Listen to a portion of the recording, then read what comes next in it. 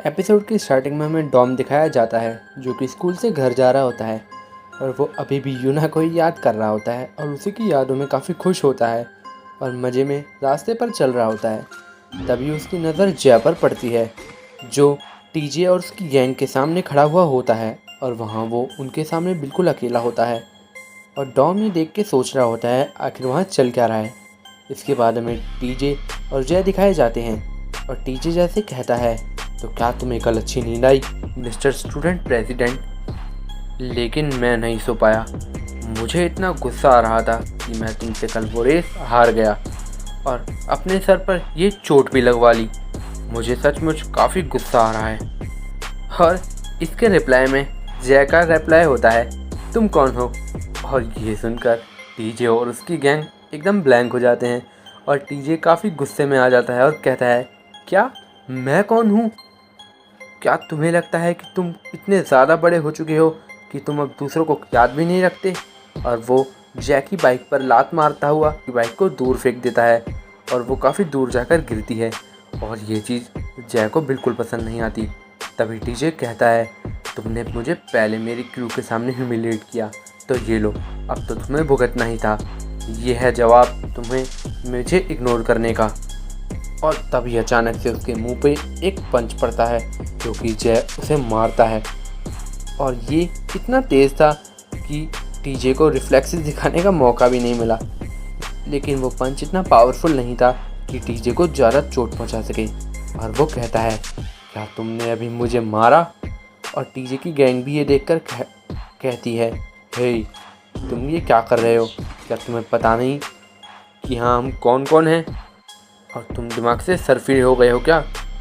इसके बाद का सीन में हमें कुछ खून दिखाया जाता है और जय के ग्लासेस ज़मीन पर पड़े हुए होते हैं और टीजे उनको तोड़ देता है और हमें जय दिखाया जाता है जिसकी हालत काफ़ी गंदी हो रखी होती है क्योंकि टीजे अपनी गैंग के साथ उसे पीट रहा होता है।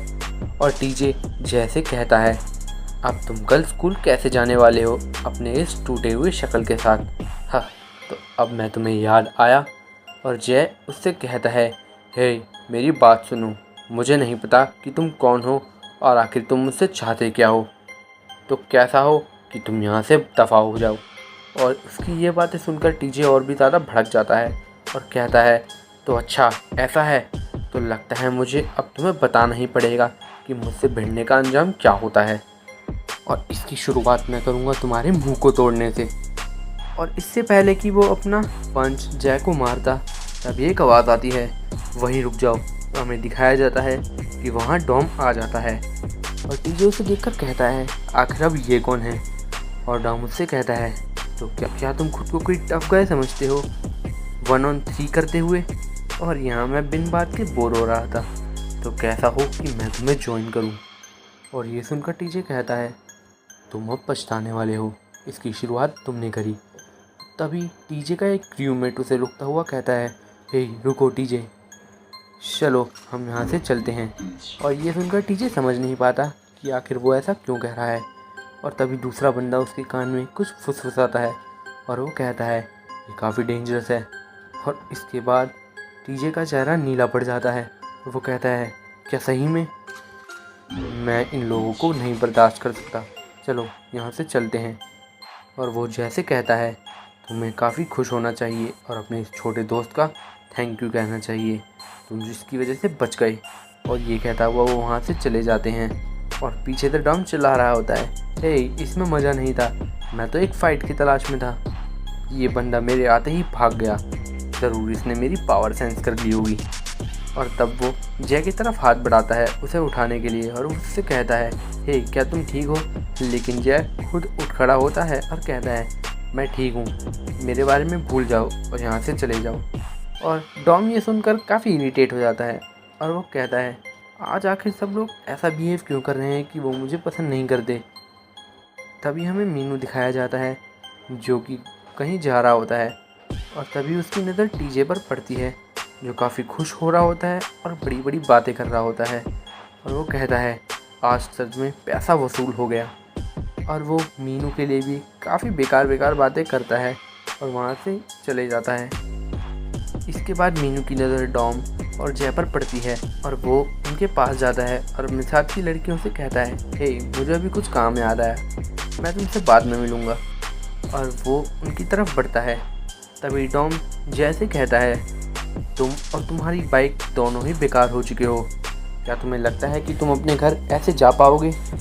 मुझे हेल्प करने दो, मैं तुम्हें तुम्हारे घर तक पहुंचा दूंगा। और तभी मीनू वहाँ आता है और वो उनसे कहता है, हे यहाँ क्या हो रहा है? और जय तुम्हारे फेस को क्या हुआ? आखिर तुमने किससे फाइट करी?